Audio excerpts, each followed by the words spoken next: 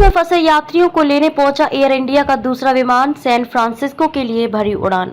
रूस में फंसे एयर इंडिया विमान के यात्री गुरुवार को एयरलाइन के एक दूसरे विमान के जरिए सैन फ्रांसिस्को रवाना हो गए। गौरतलब है कि तकनीकी खराबी के चलते एयर इंडिया की दिल्ली सैन फ्रांसिस्को फ्लाइट को मंगलवार को रूस के मकदान एयरपोर्ट पर इमरजेंसी लैंडिंग करनी पड़ी थी। इसके बाद से 216 यात्री और चालक दल के 16 सदस्य रूस में ही फंसे थे।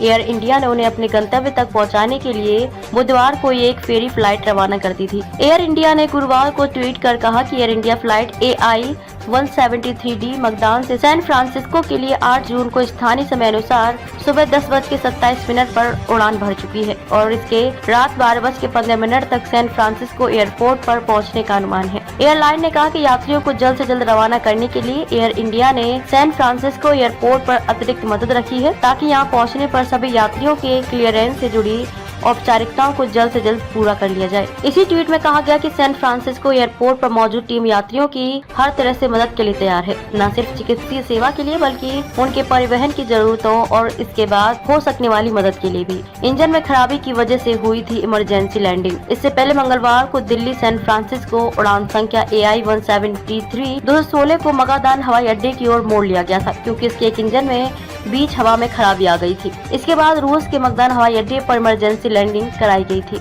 मकदान उत्तर पूर्वी रूस में ओखोत्स्क सागर के तट पर स्थित है और मकदान ओब्लास्ट के प्रशासनिक केंद्र के अंतर्गत आता है। बंदरगाह शहर मकदान मॉस्को से लगभग 10,116 किलोमीटर की दूरी पर स्थित है। हवाई मार्ग से मॉस्को से मकदान पहुंचने में लगभग 7 घंटे 37 मिनट लगते हैं।